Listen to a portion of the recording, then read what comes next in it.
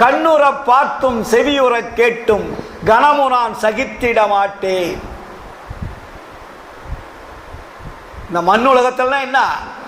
இந்த மண் உலகம் என்பது பஞ்சபூத உலகம்.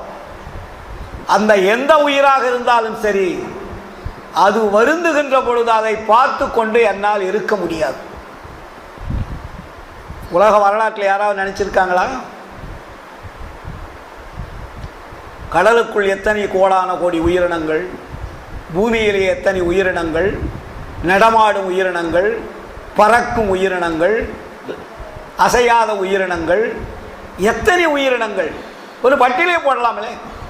தாவரம், ஊர்வன, பரப்பன, நடப்பன, தேவர், அசுரர், அப்புறம் தான் மனிதர். மொத்தம் 7 பிறவிகள். நம்ம 6 பிறவினே சொல்லிட்டு இருக்கோம். வள்ளலாருக்கு டைம் டேபிளே போட்டு கொடுத்துட்டார்.